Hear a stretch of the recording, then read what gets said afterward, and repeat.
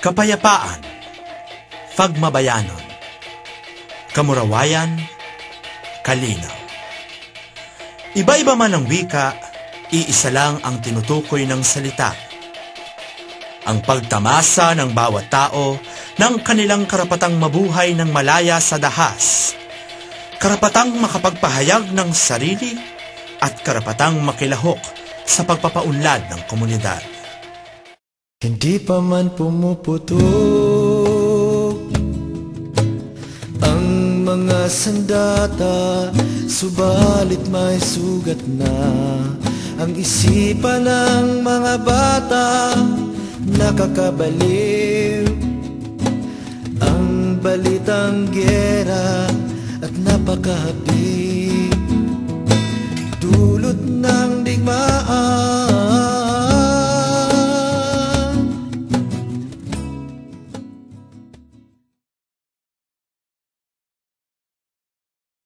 Nasa pinakapuso ng Comprehensive Agreement on the Respect for Human Rights and International Humanitarian Law o CARIL ang kapayapaang nakaangkla sa karapatang pantao. Meron tayong tinatawag na positive peace kung saan ang ating pinapag-aralan ay ang presence of justice and the well-being of people. No? At nakapaloob dito, of course, ang human rights. Nakapaloob din dito ang equality, gender equality, justice of course. Nandoon din nakapaloob sa one of the themes also would be sharing the Earth's resources, non-violence, conflict management, at marami pang iba. Ganito rin ang pananaw ni Father Ipe Alcantara at ng kanilang grupong pansimbahan na tumutulong sa mga mangyan ng Occidental Mindoro na maabot ang Fagmabayanon o kapayapaan sa sarili nilang paraan. Napakahusay na sa proseso siguro sa pagganito ang aming ginagawa, napakahusay na eventually ang mga ancestral domain din ay masasabi din natin na mga lugar ng kapayapaan, mga nasa sa ayon doon sa examples ng mga peace zone. Hindi ko alam kung paano nila tatawagin, pero hindi naman mahalaga yung tawag. Ang mas maganda ay yung lugar na yon, ang lugar ng mga katutubo ay maging isang lugar ng kapayapaan. Doon sila ang nagsasabi na kung ano ang kanilang magiging buhay, doon sila ang na-exercise nila ang kanilang karapatan para sa self-determination. Doon hindi sila napupersa ng iba pang grupo labas sa kanilang komunidad. So, hindi namin mahiwalay ang usapan ng karapatang pangtao sa usapan ng kapayapaan. Kagaya nga ng tema ng Sulong Caril, our rights or peace, o karapatang pangtao tungo sa kapayapaan.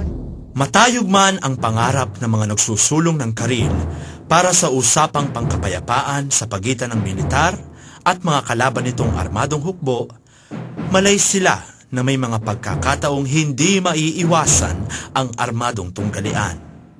Kaya ito ang kahalagahan din ng CARIL dahil dito sa CARIL na pinirmahan ng GRP at ng NDF-CPP-NPA, iyang dalawang panig na yan ay kinilala at inamin nila na sila ay may kapananagutan kung sila ay lalabag dyan sa mga human rights at international humanitarian law na nakapaloob sa CARIL.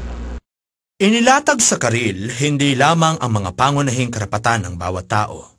Inisa-isa rin dito ang napagkasunduan ng iba't ibang bansa tungkol sa mga makataong gawi kahit sa panahon ng digmaan, o ang international humanitarian law. May dalawang mahalagang bahagi yung CARIL. Isang bahagi niyan yung human rights. Sa human rights, saklaw na dyan yung civil and political rights. At gayon din yung iba pang karapatang pantao na pang-ekonomiya, pang-kultura. At ang Sulong CARIL ay gustong makatulong para ipalaganap ang kaalaman, ang impormasyon tungkol dyan sa tinatawag na CARIL. Dahil malaking bagay yan sa pagsusulong ng usapang kapayapaan dahil ipinopromote yan, itinataguyod ang human rights at international humanitarian law. Sa isang bahagi naman ng sulong Karil ay yung international humanitarian law. So ang international humanitarian law, nilalatag nito yung mga sinasabing rules of war. Nagbibigay siya ng limitasyon sa dalawang partidong nakipagtunggalian kung ano ang maaring gawin o hindi gawin habang nangyayari nga ang mga military operations. Siyempre, ang pinakamahalagang prinsipyo na itinataguyod ng international humanitarian law at nakabahagi rin sa Karil ay yung paninigurado na yung interes ng mga mamayan o yung sinasabing mga civilian ay maprotektahan. Hindi lang yan, dapat malaman din ng mga naglalabanan na yung mga halimbawa, yung mga eskwelahan, yung mga places of worship, no? Yung mga medical personnel, yan ay hindi dapat naapektuhan ng armadong labanan, no? At yung malaman din na kung sila ay tatamaan at naapektuhan, itong mga mamamayan na ito ay may karapatan na na maghanap ng katarungan, hindi lang sa pamahalaan kundi doon kung sino man ang lumabag sa kanyang karapatan na yan. Bukod sa paglalatag ng mga prinsipyo, nakasulat din sa Karil ang mga praktikal na hakbang para matiyak na hindi nalalabag ang karapatan ng mga tao. Sila man ay nasa panig ng gobyerno, parte ng armadong grupo o karaniwang sibilyan.